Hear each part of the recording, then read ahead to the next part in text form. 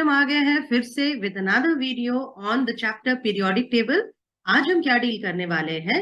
We are going to learn about ionization energy.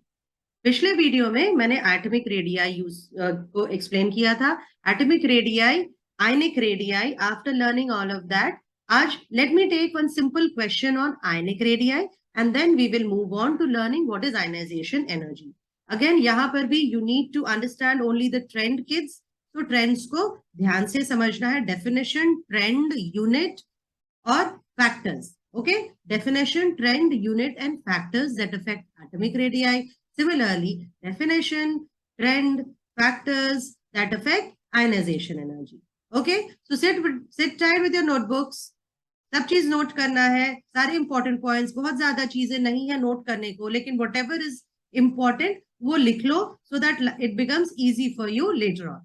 Okay, so let's begin with our previous videos last topic, ionic radii. Ionic radii में हमने पढ़ा था कि दो तरह के आयनिक रेडियाई हैं, cationic radii and anionic radii. Cationic radii is what? जब एक एटम इलेक्ट्रॉन लूज करता है वो एक कटायन में चेंज हो जाता है और कटायन की साइज स्मॉलर होती है पेरेंट एटम से। ये हमने पिछले वीडियो में ऑलरेडी ये चीज को हमने नोट कर लिया है। Similarly what happens when we are talking about anion. Anion क्या है पहले दिमाग में क्लियर करो। पेरेंट एटम, कोई भी एटम जब अपने अंदर एक इलेक्ट्रॉन को घुसाता है तो वो बन जाता है अनायन. That अनायन has a size bigger than the parent atom. तो कटायन की रेडियाई पेरेंट एटम से छोटी होती है और अनायन की रेडियाई पेरेंट एटम से बड़ी होती है. इतनी सी चीज आपको याद रखनी है, राइट? याद हो, समझ में आ गया है? पिछले वीडियो में इसको डिटेल में हमने किया था. अब इसी पे एक छोटा सा क्वेश्चन हम करेंगे. ओके, एक ये क्वेश्चन करने के बाद तुम्हें ये पूरा कॉन्सेप्ट एब्सोल्युटली क्लियर हो जाना है कि कैसे इस पे सवाल आने. Okay, so what is the question? Compare the sizes of. आपको क्या करना है बेटा? You have to compare the sizes of few ions over here. जैसे कि मैग्नीशियम 2+, एल्यूमिनियम 3+, Na+, F- और O2-. ध्यान से देखो, 5 आयंस आपको दिए हैं मैंने, 3 कटायन है, 2 anion. Okay, now you have to arrange them in increasing order of their radii. कौन सबसे छोटा आयन है, कौन सबसे बड़ा आयन है. ओके, द फर्स्ट थिंग जो आपको इसमें करना है वो क्या करना है बेटा? याद करो सबकी atomic number. The first thing that we will write is what is the atomic number of each and every atom present. तो पहला मैग्नीशियम. मैग्नीशियम का एटॉमिक नंबर कितना है? 12. Okay, magnesium's atomic number is 12. What does that mean? 12 protons and 12 electrons. Aluminium का atomic number 13. 13 electrons, 13 protons. Okay, atomic number जब मैं बोल रही हूँ it is basically referring to the total positive charge. ठीक है, इसको याद रखना है. Total positive charge equal to the total negative charge in a neutral atom.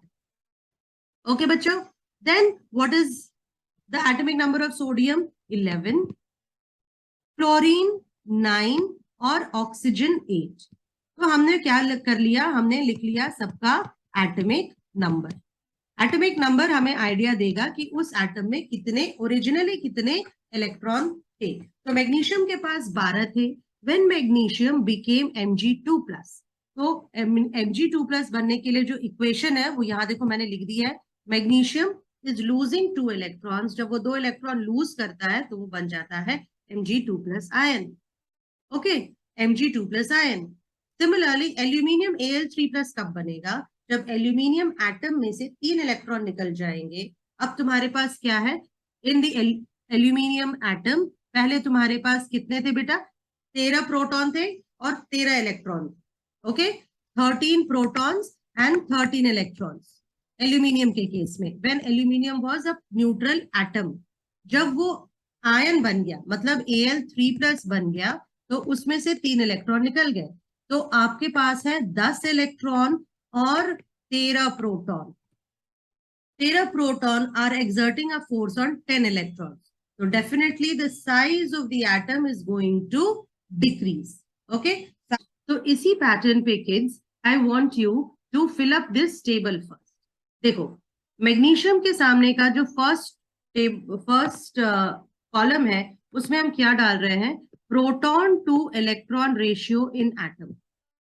तो and in the next part मैं क्या बोल रही हूं आपको करने, प्रोटॉन टू इलेक्ट्रॉन रेशियो लिखो आयन में, किसमें, आयन में।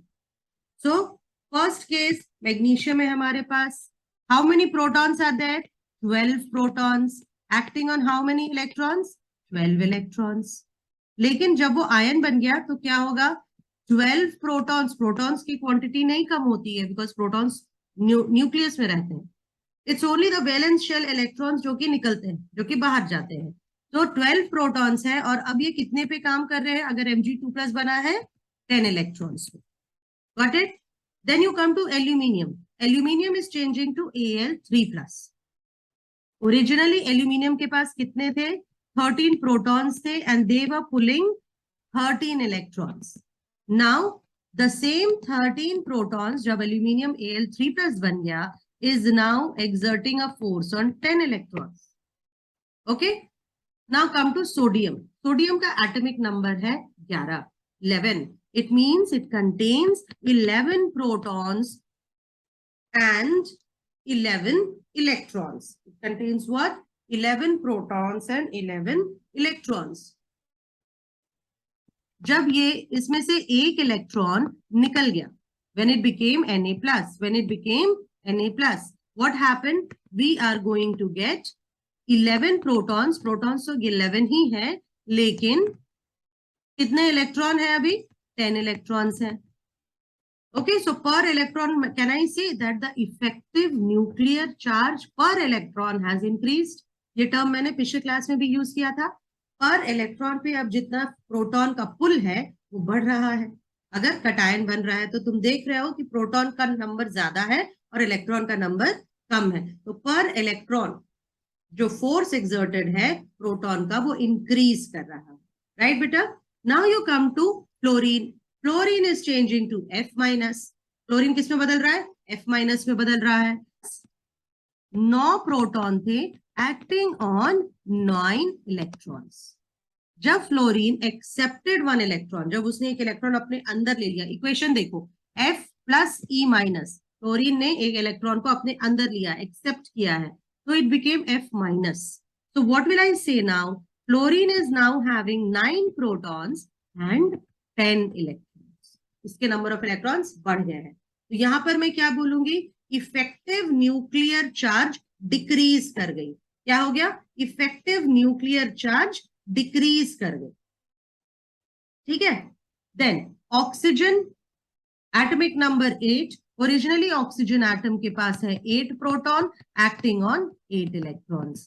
जब ऑक्सीजन ने 2 इलेक्ट्रॉन एक्सेप्ट कर लिए और O2- बन गया, अगेन इक्वेशन पे ध्यान दो तुम लोग, O2- कब बनेगा, जब ऑक्सीजन एटम 2 इलेक्ट्रॉन अपने अंदर ले लेगा तो it will change into O2-। और 2- क्यों लिखते हैं, क्योंकि 2 इलेक्ट्रॉन ज्यादा है नंबर ऑफ प्रोटॉन से। It is now having 8 protons, but those 8 protons are now working on 10 electrons. देखो क्वांटिटी कितनी इलेक्ट्रॉन की बढ़ गई, 2 ज्यादा, और इलेक्ट्रॉन क्या है, नेगेटिवली चार्ज। तो हम ऑक्सीजन क्या न्यूट्रल रह गया, नहीं, ऑक्सीजन बन गया है आयन। ऑक्सीजन में जो प्रोपोर्शनैलिटी थी, total positive charge equal to total negative charge, that has been imbalanced. अब नेगेटिव चार्ज बढ़ गया तो तुम क्या ऑक्सीजन को O0 लिखोगे विदाउट चार्ज, नहीं, ऑक्सीजन के ऊपर तुम 2- चार्ज लिखोगे। वाई? बिकॉज अब इलेक्ट्रॉन की क्वांटिटी ज्यादा है, नेगेटिव चार्ज क्वांटिटी ज्यादा है। कितने से ज्यादा है, 2 यूनिट से ज्यादा है, तो O2-। Okay, this is how we represent ions. Okay, अगर पॉजिटिव चार्ज बढ़ गया तो हम प्लस दिखाते हैं, क्यों, प्रोटॉन्स हमारे पॉजिटिवली चार्ज। अगर इलेक्ट्रॉन बढ़ गए तो हम नेगेटिव चार्ज दिखाते हैं, बिकॉज इलेक्ट्रॉन्स की नेगेटिव चार्ज होती है। Got it? Now what is one thing that you will notice in all these? देखो ध्यान से, यहां पर बेटा सारे के सारे एटम्स के आयंस के पास 10 इलेक्ट्रॉन्स है, सारे के सारे के पास 10 इलेक्ट्रॉन्स है। What is the question? You need to arrange them in increasing order of the atomic radius. किस एटम, किस आयन की साइज सबसे छोटी होगी, उस आयन की साइज सबसे छोटी होगी जिसके पास ज्यादा प्रोटॉन्स है working on less number of electron होगा। यहां देखो, सबसे पहले एल्यूमिनियम को देखो, एल्यूमिनियम में 13 प्रोटॉन 10 इलेक्ट्रॉन पे काम कर रहे हैं, तो वो जो आउटर शेल में इलेक्ट्रॉन्स है उसको अपनी तरफ खींचेगा, it is going to pull it. Okay, यहां पर पहले शेल था, अब ये क्या है, इसकी जो प्रोटॉन है, प्रोटॉन की वैल्यू बढ़ी हुई है और इलेक्ट्रॉन कम होते गए हैं, electron have now reduced, so it is going to pull the outer shell electrons more towards the centre, क्योंकि मैंने तुमको पिछले क्लास में बताया था, protons are almost 2000 times heavier than an electron. तो ऑल्दो चार्ज सेम है, लेकिन the force with which a proton is going to pull an electron is more. So now if I look at this, मैं आसानी से बता सकती हूँ कि सिंस एल्यूमिनियम में 13 प्रोटॉन्स है acting on only 10 electrons, aluminium की साइज हो जाएगी सबसे छोटी। ओके, सबसे छोटी। Then look at magnesium, magnesium देखो 12 प्रोटॉन्स एंड 10 इलेक्ट्रॉन्स, तो एल्यूमिनियम के बाद जो दूसरा नंबर आएगा वो आएगा मैग्नीशियम का। फिर किसका नंबर आएगा बेटा, देखो थर्ड कटायन सोडियम, सोडियम में 11 प्रोटॉन्स एक्टिंग ऑन 10 इलेक्ट्रॉन्स, तो थर्ड नंबर पे आ जाएगा सोडियम। सोडियम एटम की साइज एल्यूमिनियम और मैग्नीशियम आयन के बाद होगी, उनसे थोड़ी सी बड़ी होगी, क्योंकि यहाँ पर द क्वांटिटी और the increase charge is not that much, 11 proton 10 electron पे, okay, in comparison to 12 protons 10 electron पे एंड 13 प्रोटॉन्स 10 इलेक्ट्रॉन पे। समझ में आ रही है बात? अब देखो नीचे आ जाओ अनायंस पे, fluoride ion and O2 minus ion. तुम किसकी साइजेस कंपेयर कर रहे हो बच्चा, तुम आयंस की साइजेस कंपेयर कर रहे हो, ओके, एटम की साइज नहीं कंपेयर कर रहे हो। क्वेश्चन देखो, तुम्हें आयन की साइज कंपेयर करनी है। आयन की साइज डिपेंड करेगी कि neutron proton proton electron ratio क्या है। तो proton in fluorine 9 protons acting on 10 electrons, definitely इसकी साइज बड़ी होगी, क्योंकि अब यहाँ इलेक्ट्रॉन्स की क्वांटिटी ज्यादा होगी, it's an anion, anion is always bigger than the parent atom. Then और ये सारे के सारे are what, isoelectronic species, अगर नया टर्म आ रहा है isoelectronic species. Iso word का मतलब क्या होता है, सेम, इलेक्ट्रॉनिक मतलब same number of electrons, isoelectronic. All these species कौन से भाई, Mg2 plus, Al3 plus, Na plus, ये सारे के सारे क्या है, these are isoelectronic species, okay, so all these Mg2 plus, Al3 plus, Na plus, F minus, O2 minus को हम क्या बोलेंगे बेटा, isoelectronic species, because the number of electrons in all of them is the same। लेकिन क्या size same है, नहीं, size नहीं सेम है। और एक्सपेरिमेंटली भी डेटा देखो, जो मैंने आपको समझाया कि सबसे छोटी साइज होगी एल्यूमिनियम 3+ आयन की, एंड सबसे बड़ी साइज होगी O2 माइनस आयन की, although the number of electrons is the same in all of them. तो ऑक्सीजन O2 माइनस देखो, इसमें क्या है, इसकी साइज है 1.26 एंगस्ट्रॉम्स, और एल्यूमिनियम की कितनी है, एल्यूमिनियम 3+ आयन की 0.68 angstrom. So what are you seeing? That ionic radii is decreasing as you move from oxygen 2 minus to Al3 plus. इसी तरह से आप आयंस को कंपेयर करेंगे। You simply need to find out. First you will see what how many electrons are present in the ion. जैसे हम तुम्हें ये इक्वेशन लिखना आना चाहिए, इक्वेशन लिखना आ गया, एटॉमिक नंबर याद है, तो अब देखो कि कितने प्रोटॉन कितने इलेक्ट्रॉन पे काम कर रहे हैं। इफेक्टिव न्यूक्लियर चार्ज को असेस करो and then you will arrange them. ये बहुत ही सिंपल क्वेश्चन है, एक बार कॉन्सेप्ट समझ में आता है तो बच्चे इसको आसानी से कर पाते हैं, okay. And last and not but the least, ये देखो आइसो इलेक्ट्रॉनिक स्पीशीज, देखो आइसो इलेक्ट्रॉनिक स्पीशीज का डेफिनेशन, आइसो इलेक्ट्रॉनिक मतलब आइसो मतलब इक्वल इलेक्ट्रिक या equal charge, so it refers to, what does it refer to, definition लिख डालो बच्चों, it refers to two atoms, ions or molecules that have the same number of valence electrons, ठीक है, that has the same number of valence electrons, याद रहेगी बात, okay।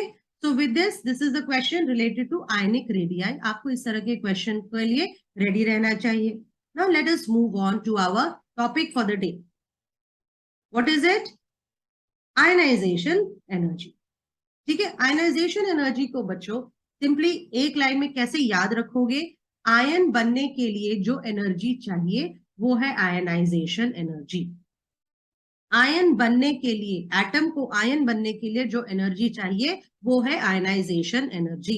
Atom atom रहेगा, वो आयन नहीं बनेगा, क्योंकि आयन बनने के लिए उसको या तो इलेक्ट्रॉन निकालना है या इलेक्ट्रॉन देना है। लेकिन आयनाइजेशन एनर्जी किसकी है? क्या इलेक्ट्रॉन लेने की है? नहीं। आयनाइजेशन एनर्जी वो एनर्जी है जो तुम्हें एटम को देनी होगी अगर तुम एटम के सबसे आउटर मोस्ट इलेक्ट्रॉन को बाहर खींचना चाहते हो। ओके, यहां देखो, यह है sodium atom, isolated gaseous sodium atom, अकेला gaseous sodium atom. Can we do this ionization in the solid state? No, it doesn't happen. आप एक पूरा स्पीशीज को या एलिमेंट को हीट अप करते हो, जब आप उसको हीट अप करते हो तो it gains enough kinetic energy, it changes from the solid form to its gaseous form. Gaseous form में ये प्रोसेस हो रहा है, तो डेफिनेशन में ये टर्म इंपॉर्टेंट होता है। कब हम आयनाइजेशन एनर्जी कैलकुलेट कर रहे हैं? जब एक atom first is got itself converted into an isolated gaseous atom, वहां पर वो उसके वैलेंस शेल में, ये देखो, outermost shell of sodium is losing an electron, outermost shell of sodium is losing an electron, so this is the valence shell. Valence shell का electron is most loosely bound, so it is the energy required to pull out the most loosely bound electron from where? From an isolated gaseous atom. ठीक है, definition देखो, कौन सी energy है? ये वो energy है जो तुम्हें एटम को देनी होगी। You will supply to the atom, you will heat it, मतलब ये एक एंडोथर्मिक प्रोसेस होगा। ओके, हर एटम को तुम्हें ये एनर्जी देनी होगी if you wanted to get itself converted into the ion. किसी को कम देनी पड़ेगी, किसी को ज्यादा देनी पड़ेगी। ओके, तो फर्स्ट डेफिनेशन लिख लो आप, energy required to remove the most loosely bound electron from the neutral isolated gaseous atom. Okay, now you need to write the equation for this. मतलब आयन बनने का जो इक्वेशन है, जो तुम लोग कटायन के लिए लिखते हो बेटा, आपको वो इक्वेशन भी देना होगा अगर आपको पूछा जाए what is ionization energy.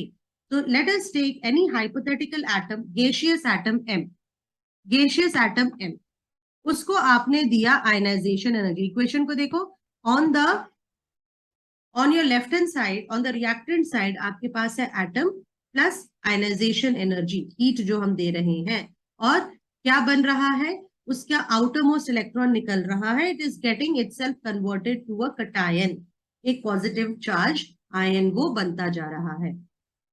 Okay kids, इसको इस तरह से समझो, जब आप लिखते हो बेटा Na plus heat is going to give you Na plus electron. Abhi tak what have we kept on writing? We have written Na and changes to Na plus electron. लेकिन Na क्या खुद ब खुद सोडियम आयन में convert हो जाएगा? नहीं, आपको इसको हीट करना पड़ेगा, और ये हीट आपने जितनी एनर्जी दी है सोडियम को, इसी को बोलते हैं आयनाइजेशन एनर्जी। नाउ अब सोडियम की टेंडेंसी क्या है? सोडियम एक मेटल है, वो कटायन बनना चाहता है, वो Na+ बनना चाहता है, तो Na+ बनने के लिए जो हीट वो लेगा वो बहुत कम अमाउंट में लेगा। और यहीं पर उल्टा सोचो, सपोज मैंने तुमको क्लोरीन दे दिया, क्लोरीन एटम कभी भी Cl+ नहीं बनना चाहेगा। Cl+ बनने का मतलब है that it is going to lose one more electron. Okay, तो अगर तुम्हें इसे कन्वर्ट करना है Cl+ में, तो तुम्हें जो हीट देनी होगी वो बहुत ज्यादा देनी होगी। Okay, so you will have to analyse as to what sort of atom you are working on, किसकी आयनाइजेशन एनर्जी की बात है। ओके, आयनाइजेशन एनर्जी वो एनर्जी है जो कि वैलेंस शेल के इलेक्ट्रॉन को रिमूव करने के लिए हमें एटम को देनी पड़ती है। उसका equation M plus ionization energy forms M plus electron. Okay, अब suppose तुमने, now we have seen ions which are having higher charges. Higher charges माने जैसे कि आपने देखा है you have got Al3+, मतलब aluminium atom is losing 3 electrons. तो क्या वो तीनों इलेक्ट्रॉन एक ही स्टेप में छोड़ देता है? नहीं, वो ये तीनों इलेक्ट्रॉन एक एक करके छोड़ता है। तो फर्स्ट स्टेप में वो Al+ बनेगा, सेकेंड स्टेप में वो Al2+ बनेगा और थर्ड स्टेप में वो Al3+ बनेगा। तो that is called as successive ionisation energy. इसमें जो मैंने एनर्जी दी उसे मैं बोलूंगी IE1। IE1, तो ionization energy 1 gives me Al+।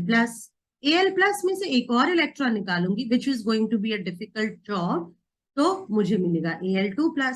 अभी भी aluminium is not very stable बेटा, तो व्हाट यू विल डू, तुम इसको और हीट अप करोगे and it will again lose another electron and become Al3+। अब एल्यूमिनियम आयन क्या है, वो अपने नोबल गैस कॉन्फ़िगरेशन को अचीव कर चुका है।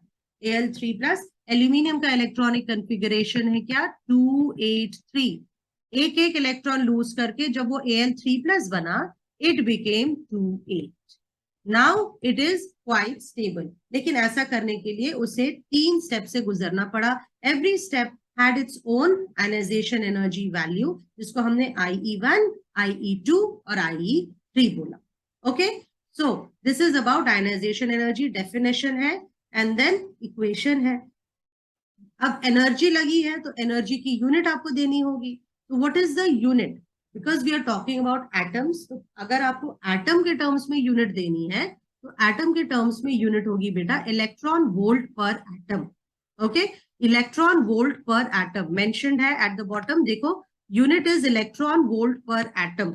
लेकिन usually it is difficult to calculate for a single atom, atom को आइसोलेट करना बड़ा ही मुश्किल है। तो हम इसे किस तरह से कैलकुलेट करते हैं, हम इसको पर मोल कैलकुलेट करते हैं। Got it, we calculate it per mole, तो it will be kilo joules per mole.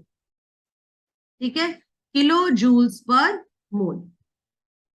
Now after this what is the next thing, मैंने तुमको सक्सेसिव आयनाइजेशन एनर्जीज बताए। Now let us the same example of aluminium को देख के आप values देखो। Here first ionization energy की value क्या आ रही है, 577 kilo joules per mole. Okay, so aluminium when it gets converted to Al+, इसको 577 किलो जूल्स पर मोल लगते हैं। The same aluminium plus ion जब Al2+ लगता है, तब एनर्जी देखो ऑलमोस्ट कितनी टाइम्स बढ़ गई है, 3 टाइम्स से भी ज्यादा हो। Ionisation energy 2 is 1816 kilo joules per mole. What about ionisation 3, ये फर्दर हाई है। आयनाइजेशन एनर्जी 1 लेस है in comparison to ionization energy 2, in comparison to ionization energy 3। देखो जब एटम ऑलरेडी आयन बन गया, पहले ये एटम था, ये एटम था, इसमें प्रोटॉन इक्वल टू इलेक्ट्रॉन थे, उसके बाद इसमें से एक इलेक्ट्रॉन निकला, तो क्या हो गया बेटा, साइज छोटी हो गई। अब क्या है, number of protons is greater than the number of electron. Already जो इफेक्टिव न्यूक्लियर चार्ज है पर इलेक्ट्रॉन बढ़ गया है, क्योंकि अब प्रोटॉन तो उतने ही है लेकिन इलेक्ट्रॉन कम होते गए। उसके बाद फर्दर अब तुम इस कटायन में से, ऑलरेडी जो कटायन है जिसपे ऑलरेडी फोर्स बढ़ चुका है पर इलेक्ट्रॉन, तुम एक और इलेक्ट्रॉन बाहर निकालना चाहते हो, तो क्या होगा, won't it be a difficult job, won't it be a difficult job. ये इसी तरह से है कि किसी बच्चे के पास 4 चॉकलेट्स है, बच्चों को चॉकलेट्स पसंद है, आपको भी चॉकलेट पसंद है। अगर उस बच्चे से एक चॉकलेट मांग लिया गया कि बेटा प्लीज शेयर कर लीजिए, उसने एक दे दिया, अब थोड़ी देर के बाद उससे फिर बोला जाए कि बेटा एक और शेयर कर लो, देयर इज अनदर बच्चा हु वांट्स अ चॉकलेट, क्या वो खुशी से देगा? नहीं देगा। क्यों? क्योंकि उसे सारे के सारे चाहिए and it is difficult, so that is a different thing. But उसी चीज को यहां समझो, ऑलरेडी इलेक्ट्रॉन पे पुल बढ़ी हुई है, उसमें से एक और इलेक्ट्रॉन को खींचने की बात कर रहे हैं हम, तो what is going to happen, the what is going to happen, हमारा जो एनर्जी लेवल है वो ज्यादा लगेगा, we will have to supply more energy and you can see that from the experimental data. So why is successive ionization energy having a higher value? It is because every successive cation has greater effective nuclear charge on it. So removing an electron from a cation is going to take a lot of energy. Okay, इतनी आसानी से nucleus उस electron को नहीं छोड़ेगा। That is what you need to keep in mind. Next है, what are the factors that affect ionization energy?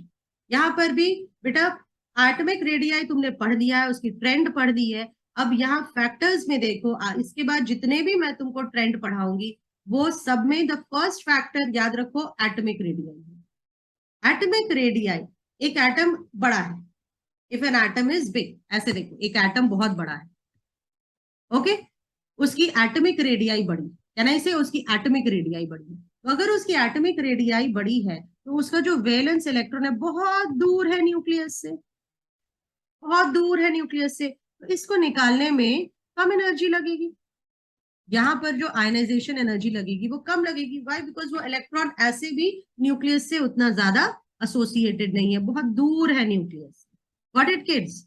Then comparatively अगर मेरे पास एक छोटा एटम है तो उसकी जो वैलेंस इलेक्ट्रॉन है वो उसके न्यूक्लियस से काफी पास है, डिस्टेंस इज लेस, तो न्यूक्लियस उस पर ज्यादा फोर्स एक्सर्ट करेगा. अब यहां से अगर तुम्हें इलेक्ट्रॉन को निकालना है तो अगर ये हमारी आयनाइजेशन एनर्जी 2 है और ये 1 है तो क्या होगा? Won't IE2 be greater than IE1? क्योंकि IE2 में तुम्हें क्या करना है, IE2 में साइज छोटी है, न्यूक्लियस के पास है इलेक्ट्रॉन, न्यूक्लियस से उसको जोर से पकड़. समझ में आ रही है बात? Okay, so this is what you need to keep in mind. So if the size is big, atom की साइज बड़ी है, एटॉमिक रेडियाई बड़ी है, तो क्या होगा? आयनाइजेशन एनर्जी कम होगा, आयनाइजेशन एनर्जी कम होगा. Greater the size, smaller is the ionization energy. Why? Because the outermost electron will feel less force from the nucleus. Okay, इसको इस तरह से कंपेयर करो. Like if लिथियम है, बेरिलियम है, बोरॉन है, ऑक्सीजन है, फ्लोरीन है. I am talking about the second period. Second period के एलिमेंट्स है ये. नाउ देखो, लिथियम की साइज सबसे बड़ी है उस पीरियड में. Lithium is the biggest atom, fluorine is the smallest atom होगा. तो लिथियम की साइज इज बिगेस्ट, तो आयनाइजेशन एनर्जी किसकी सबसे कम होगी? तो आयनाइजेशन एनर्जी की जो वैल्यू होगी वो इस तरह से बढ़ेगी. मतलब fluorine will have the highest ionization energy value and lithium will have the smallest ionization energy. Lithium में थोड़ी सी एनर्जी दो, तुरंत इलेक्ट्रॉन बाहर. और फ्लोरीन में एनर्जी देते रहो, बहुत मुश्किल से it is going to give out that electron. Got the point? Okay, so first factor atomic size, बड़ी एटॉमिक साइज, आयनाइजेशन एनर्जी कम. दूसरी फैक्टर क्या होना है? Magnitude of nuclear charge. Second factor nuclear charge. Nuclear charge ज्यादा, मतलब protons ज्यादा हैं, एटॉमिक नंबर ज्यादा है, ऐसे भी कह सकते हैं एटॉमिक नंबर ज्यादा है. अगर प्रोटॉन ज्यादा है, एटॉमिक नंबर ज्यादा है, क्या होगा? वैलेंस शेल में जो इलेक्ट्रॉन है उसको टाइटली होल्ड करके रखेगा, क्योंकि प्रोटॉन ज्यादा है तो they will exert a force on the electrons, greater force. तो आयनाइजेशन, वो इलेक्ट्रॉन को जाने नहीं देगा. तुम्हें चाहिए इलेक्ट्रॉन्स बाहर, आयनाइजेशन एनर्जी कितनी ज्यादा देनी पड़ेगी उस इलेक्ट्रॉन को बाहर खींचने के लिए. So if there is an increase in nuclear charge, it becomes more difficult to remove an electron from the atom. ठीक है, एटॉमिक रेडियाई बड़ी है तो आयनाइजेशन एनर्जी कम होगी. न्यूक्लियर चार्ज बढ़ा है, ज्यादा है न्यूक्लियर चार्ज, ज्यादा नंबर ऑफ प्रोटॉन्स है, तो क्या होगा बेटा? आयनाइजेशन एनर्जी इंक्रीज करेगी. ओके, तो न्यूक्लियर चार्ज को अगर Z से मैं बताऊं, न्यूक्लियर चार्ज अगर बड़ी है तो आयनाइजेशन एनर्जी भी बड़ी होगी. यहां हम कैसे लिखे? अगर मेरी atomic radii is big, what will happen to ionization energy? It will be lower. Okay, inversely proportional होगा और यहाँ डायरेक्टली प्रोपोर्शनल होगा. सो दो फैक्टर तुमको ध्यान में रखने हैं, atomic radii and magnitude of nuclear charge. Now let's move on to the next part. हमने definition देख लिया, हमने factors देख लिए. अब हम बात करेंगे ट्रेंड की. ट्रेंड अब तुम लोग आसानी से बता सकते हो. तुम्हें पता है एटॉमिक रेडियाई का ट्रेंड क्या है? जैसे ही तुम पीरियड में लेफ्ट टू राइट जाते हो, lithium, beryllium, boron, second period, third period, ध्यान रखो, लेफ्ट टू राइट जाते हो, क्या होता है? साइज बढ़ती जाती है, साइज बढ़ती जाती है. इसके लिए वापस से यहां देखो बच्चों, lithium is on the left side of the periodic table and fluorine is on the right hand side of the periodic table. ये second period के elements है. साइज देखो एटम की, साइज कैसे हो रही है, डिक्रीज हो रही है। ओके, शेल नंबर सेम होती है, साइज डिक्रीज होती है। तो अगर साइज डिक्रीज हो रही है, what is happening to ionization energy? Values देखो बच्चों आयनाइजेशन एनर्जी की। लिथियम की 520, beryllium 899, and what about your other members, what about them? Fluorine की 1681 किलो जूल पर मोल, नियोन की 2080 kilo joule per mole. What is happening kids? ध्यान से देखो, you have got ionization energy increases along the period. Why? Size decreases. Major reason क्या है? Size decreases. Okay, अब group की trend देखो। Group को में अगेन ध्यान रखो, ग्रुप की साइज ऊपर से नीचे आते हैं तो क्या होता है, बड़ी होती है। ग्रुप में ऊपर से नीचे आते हैं तो साइज बड़ी होती है, और अगर साइज बड़ी होगी तो क्या होगा, इलेक्ट्रॉन आसानी से बाहर निकल आएगा। तो ionization energy is going to decrease down the group. तुम कम एनर्जी निकाल के ही ग्रुप के लोअर मेंबर से इलेक्ट्रॉन बाहर खींच सकते हो। तो देखो यहाँ पर वैल्यूज देखो, I am again taking group one. Group one में देखो, hydrogen, lithium, sodium, potassium, rubidium, caesium. Caesium की साइज कितनी है, आयनाइजेशन एनर्जी कितनी है? Ionization energy is 375 kilo joules per mole, और लिथियम की कितनी, 520। So you are seeing that lithium has a higher ionization energy in compared to cesium. Why? Because lithium की size cesium से छोटी है। लिथियम की साइज सीजियम से छोटी है। सिमिलरली ग्रुप 17 के मेंबर्स को भी आप कंपेयर कर लो। Fluorine, the top most member, is having an ionization energy of 1681 kilo joules per mole. और जब आप नीचे आते हो, फ्लोरीन, क्लोरीन, ब्रोमीन, आयोडीन, तो आयोडीन देखो नीचे है, आयोडीन की साइज, एटम की साइज बड़ी है इन कंपैरिजन टू फ्लोरीन, उसका ionization energy is 1008। Okay, you need not learn the data kids, आपको सिर्फ ट्रेंड याद रखना है कि पीरियड में क्या है। तो ये एरो को ध्यान से देखो, पीरियड में क्या हो रहा है, पीरियड में increases along the period, left to right आप जाते हो तो increases along the period. Group में क्या हो रहा है, डिक्रीज हो रही है, डिक्रीजेस डाउन द ग्रुप, इसलिए एरो देखो अपवर्ड दिखा रहा है ना। Let us sum up, ionization energy हमने पढ़ लिया, सारे पॉइंट्स उसके, क्या क्या तुम्हें याद रखना है। पहले definition, it is the energy required to move the most loosely bound electron। फिर हमने क्या देखा, आयनाइजेशन एनर्जी का factors on which IP is depending, वो डिपेंड कर रहा है एटॉमिक साइज पे और न्यूक्लियर चार्ज पे। थर्ड चीज, आयनाइजेशन एनर्जी का ट्रेंड क्या है, it increases along the period and decreases down the group, increases along the period, decreases down the group. ठीक है, एक और चीज इसमें हमने सीखी है, सेकेंड आयनाइजेशन एनर्जी, जो सक्सेसिव आयनाइजेशन एनर्जीज आपको पढ़ाया बेटा, second ionization energy is greater than the first ionization energy, मतलब सक्सेसिव आयनाइजेशन एनर्जी बढ़ती जाती है, it is going to increase. What is the unit, kilo joules per mole या electron volt per atom. Equation लिखने आना चाहिए। इतनी minimum चीजें आपको आयनाइजेशन एनर्जी में समझना है, definition, factors, equation, what is successive ionization energy, trend क्या है। Okay, so with that I conclude, आज का लेक्चर यहीं पे खत्म करते हैं। नेक्स्ट क्लास में हम इलेक्ट्रॉन एफिनिटी उठाएंगे और इलेक्ट्रॉन नेगेटिविटी देखेंगे। Right, till then bye bye students, पढ़ते रहो।